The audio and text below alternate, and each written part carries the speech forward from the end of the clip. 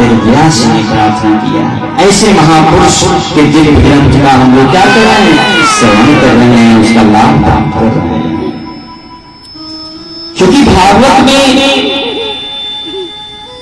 जो भी कुछ है वो सब सत्य है या सत्य नहीं है। भगवान का साक्षात रूप है महाराज, इसका अवलोकन करें। एक काशी में ब्राह्मण रहते थे, बहुत ही आनंदपूर्वक जीवन व्यतीत करते थे, त्रिकाल सेवा करते थे और साथ में अनवरत श्रीमद् भागवत का पाठ किया करते थे।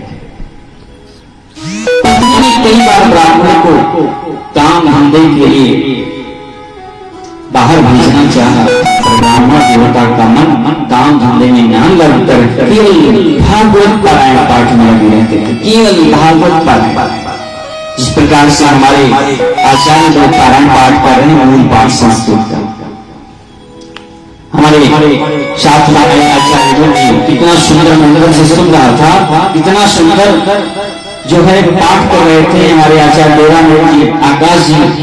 ये सब जितने लोग आते हैं यहाँ, ये कोई शकल दिखाने नहीं आ रहा है, ये सब केवल श्रीमद् भागवत के दिव्य ग्रंथों का पाठ करके आपको पुण्य प्रदान करने के लिए आए हैं। इससे आपको पुण्य की प्राप्ति हो। शुरू में संकल्प हो जाता है कि ब्राह्मण जो भी कुछ करता है वह 9 दिवस तक अपने लिए नहीं करता। अगर वो अपना समझा भी करेगा महाराज, अगर एक काम जब भी करता है तो केवल अपने यजमान के लिए करता है। जो भी कुछ करता है उस सब कुछ यजमान के लिए करता है। मैं 4 घंटे 5 घंटे आपको कथा सुना रहा हूं, यही तो यजमान के लिए। हमारे आचार्य को पाठ कर रहे हैं, मूल पाठ आपको सुना रहे हैं संस्कृत में, तो किसके लिए? अपने लिए नहीं, आपके कल्याण के लिए। तो ब्राह्मण देवता का मन जीवन कहां न लेने लगता था। पत्नी बड़ी निराश रहती थी, पत्नी बेचारी इधर उधर से व्यवस्था कर भरण पोषण जीव को पालन करती थी। एक दिन उस साधु उस ब्राह्मण के घर एकाएक पहुंच गए और पूछने लगे, क्या मैं आपके यहाँ भोजन कर सकता हूं? क्योंकि आपका घर भागवत पारायण स्वरूप है। परंतु कुछ समय पहले वो पति पत्नी दोनों लोग भोजन कर चुके थे और घर में कुछ व्यवस्था भी नहीं थी कि किस प्रकार से ब्राह्मण संतों को जो है भोजन कराते। महाराज पत्नी बेचारी बहुत परेशान हो गई, व्याकुल हो गई।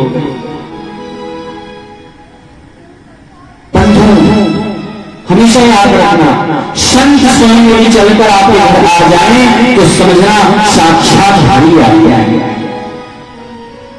ब्राह्मणी अंचल बड़ी चिंतित हो गई, मेरे घर कुछ है नहीं है भगवान, इन ब्राह्मण संतों को कैसे मैं भोजन कराऊं? बड़ी विचलित हो गई, क्या करूं, कैसे करूं, कैसे खिलाऊं, कैसे लाऊं, कहां से लाऊं? इधर उधर बेचारी बहुत प्रयास की। जब संतों ने देखा और भाव समझ गए, कोई बात नहीं देवी, हम पुनः एक बार आ जाएंगे आपके यहाँ भोजन करने के लिए, आप परेशान ना हो। इतना कह करके संत लोग तो चले गए। ब्राह्मण बेचारी को बहुत दुख हुआ कि आज मेरे घर संत आए और मैं उनको कुछ खिला ना पाई। ब्राह्मण देवता के पास गई और जाकर के फटकार लगाया, आप हमेशा केवल पारायण पाठ करते रहते हो, श्रीमद् भागवत में दिया नहीं चाहिए। केवल पाठ पारायण पाठ मूल पाठ करते रहते हो, संस्कृत के श्लोकों को वाचन करते रहते हो। ये मूल पाठ में दिया क्या है? भागवत की पोथी को उठाया उस ब्राह्मण ने और महाराज श्रीमद् भागवत की उन एक एक पन्नों की जो पुस्तिका थी, उस पुस्तिका को ब्राह्मण के सर पर दे मारा और कहीं निकल जाओ यहाँ से, नहीं जरूरत है तो निकल जाओ। आज मैं संतों को ब्राह्मणों को भोजन नहीं करा पाई, अरे कुछ काम धंधा करते तो आज मैं कुछ उनके लिए भोजन करा पाता। ब्राह्मण देवता उन श्रीमद् भागवत के एक एक पन्नों को महाराज समेटते हुए और नेत्रों से लगाते हुए भगवान से प्रार्थना कर रहे हैं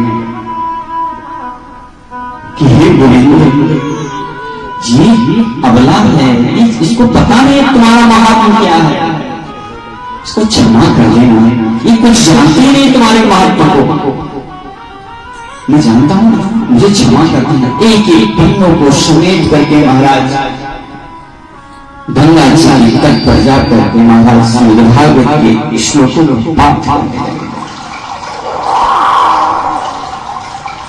और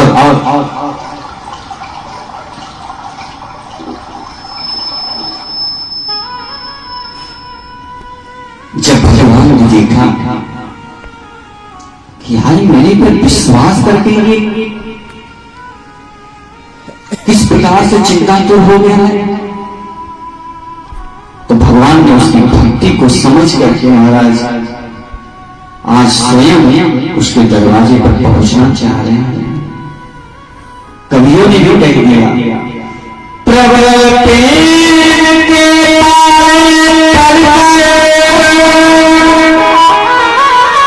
हमने नियम बदलते देखा, पर भक्त कमान निकल नहीं पाए, अपना मान गिर जाए। आज मेरी द्वारिकाधीश उस ब्राह्मण की भक्ति को देख करके उनका मन बोले, इतना होने के बावजूद भी इसने मेरी श्रद्धा में रची हुई। महाराज भगवान कभी अपनी भक्त को निराश नहीं देख सकते, चाहे जो हो जाए। मेरा भक्त कभी टूटने नहीं देते अपने भक्त को, अपना मान सम्मान ताकि पर देते हैं। आगे कथा सुनिए, भगवान ने प्रतिज्ञा कर रखा था कि कुरुक्षेत्र के उस युद्ध में मैं युद्ध नहीं करूंगा, बिना युद्धेन भीष्म। लेकिन उधर भीष्म पितामह ने प्रतिज्ञा कर रखा था, नहीं मैं वासुदेव से शस्त्र उठा करके रखूंगा, चाहे जो है। भगवान ने जाना, अच्छा भीष्म पितामह ने प्रतिज्ञा कर रखा है, तो भीष्म पितामह कौन है? भीष्म पितामह भक्त देवी तो है भगवान। महाराज उस महाभारत के युद्ध में जब भीष्म पितामह ने बाण बौछार लगा दिया तो अर्जुन घबरा गया, और अर्जुन घबरा करके भगवान से भीष्म पितामह के निवेदन करने लगे कि पाई पाई महायोगियों देव देव जगतपते, हे द्वारिकाधीश, हे मेरे ठाकुर, हे केशव, लग रहा है आज युद्ध का विराम हो जाएगा, आज भीष्म पितामह हमको छोड़ेंगे नहीं। इनकी बाणों का जो बौछार लग रहा है ना, इन्हें की इच्छा मृत्यु का वरदान है, लेकिन आज इनका मोह भी समाप्त हो गया है। जो सबसे ज्यादा मुझे मानते थे, लेकिन आज एक एक बाण पर मैं लिखा उठा, आप कुछ करो बोले। और भीष्म पितामह ने अर्जुन के रथ को भी काट दिया, पताका को भी काट दिया, निर्वस्त्र कर दिया, एकदम निशस्त्र हो गए अर्जुन। और जब सर्वभक्त्वा हरि भजे, और अर्जुन ने जब भगवान से प्रार्थना करने लगे तो भगवान ने क्या किया? ये तो भगवान की लीला थी कि भीष्म पितामह की प्रतिज्ञा को भी तो पूर्ण करना था। भगवान श्री कृष्ण उस रथ के पहियों को उठा करके चल पड़े और जाकर के अर्जुन की रक्षा की। और जैसे ही भीष्म पितामह ने देखा, ओ मेरे गोविंद, तुमने शस्त्र उठा लिया, प्रबल प्रेम के हमने नियम बदलते देखा,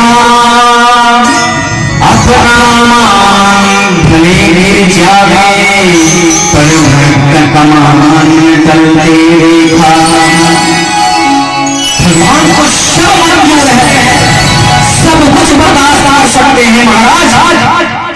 दूसरों को नहीं देख सकता, मेरा कभी नहीं देख सकता। कोई उसकी चेहरा में एक बार सुधार करके तो देखे। अरे हमारे ऊपर जब आपत्ति विपत्ति पड़ती है महाराज, तो हम जगत का आसरा करते हैं, दुनिया का आसरा करते हैं। लेकिन बंधु नहीं कहूंगा, अरे इनका आसरा करना व्यर्थ है। अगर आसरा करोगे तो कल भी चौराहे में मेरी बेइज्जती भी कर सकता है, लेकिन मेरे द्वारकाधीश का आसरा करोगे तो तुम्हारा कल्याण भी निश्चित है और तुम्हें कभी भी सहारा होना नहीं पड़ेगा। आसरा इस जहां का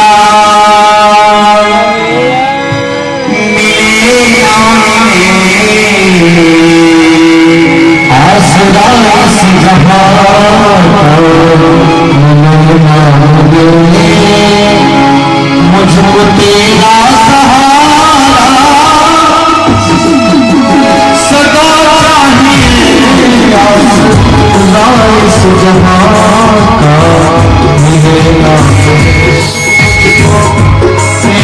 सहारा सदा चाहिए।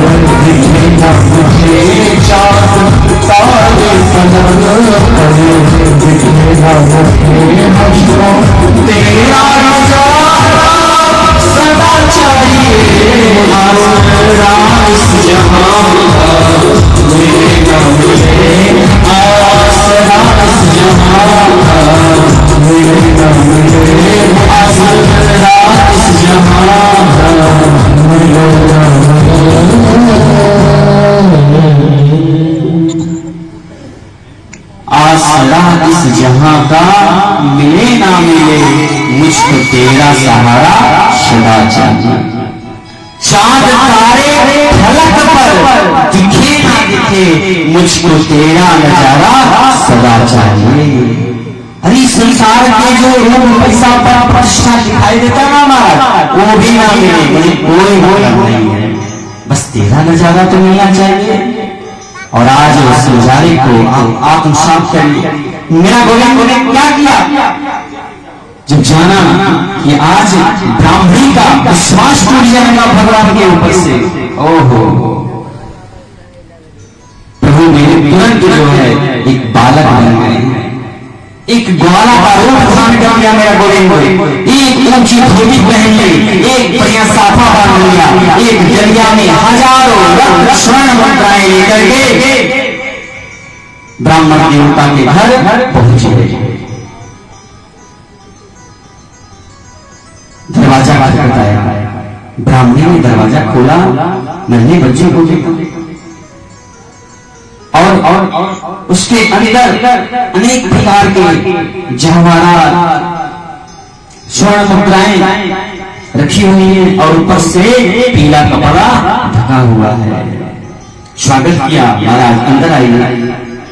और जैसे कपड़ा उठाया, हजारों रत्न स्वर्ण मुद्राएं। सोचने लगी अरे इतना भूषण कहां से आ गया। प्रभु आज हमारे गूंगे बन गए हैं, प्रभु बोले नहीं, प्रभु गूंगे बन गए हैं। गूंगा कैसे बोलता है, इशारे से बात करता है। भगवान जो मूर्खम करो तो अरे जो बोलते को भी वाचाल बना देता है महाराज, आज वही मेरा गोविंद क्या बन गया, गूंगा बन गया। बस निर्वाक हूं, मैं बोल नहीं सकता हूं, बस एक काम करो, पेन कॉपी ले आओ। इशारे से बात किया, कैसा पेन कॉपी ले आओ। जब ब्राह्मण ने ला कर दिया तो मेरे प्रभु ने लिख दिया उस पर कि तुम्हारे पति मेरे यहाँ कई दिनों से नौकरी करते थे, मजदूरी कर रहे थे, लेकिन अपनी कभी तनख्वाह नहीं लेने आए। तो आज मुझे कहीं से पता चला कि उनको धन की बड़ी जरूरत है, तो मैंने सोचा मैं खुद ही ले आता हूं, ये उनका किया हुए काम का जो है दाम है ये। अब तो ब्राह्मणी प्रसन्न हो उठी महाराज, और अपने बच्चों को ले जाकर खूब सुंदर बाजार किया, घर में सारी व्यवस्था अन्न धन से परिपूर्ण कर दिया। और ब्राह्मण भी बेचारे सायंकाल का समय हो रहा था, सोचने लगे चले अपने घर, शायद पत्नी का मन ठीक हो गया हो। ब्राह्मण देवता जब देखे कि अरे आज ही घर मेरा कैसा दिखाई दे रहा है, चमक रहा है, दीप की प्रज्वलित है, दीपमालाएं जगमगा रही हैं। घर के दरवाजे पर पहुंचे, पत्नी ने खूब सुंदर आभूषण पहन करके महाराज बड़ी सुंदर आरती कर रही है पति की।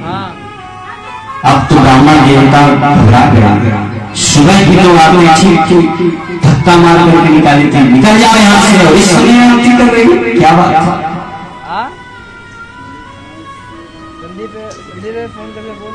पत्नी बोली आप बहुत बड़े छुपे रुस्तम निकले,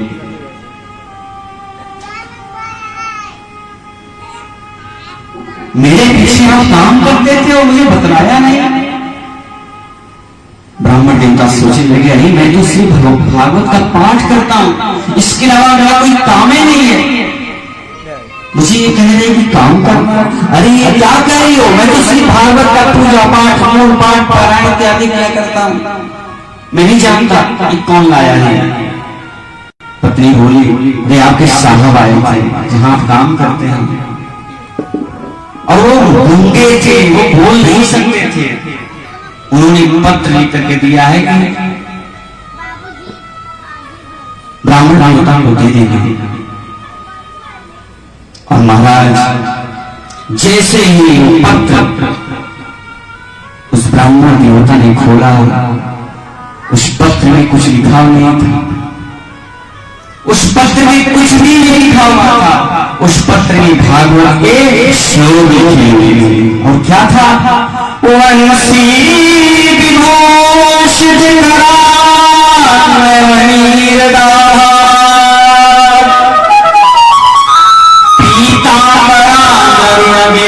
फलादरोष्ठा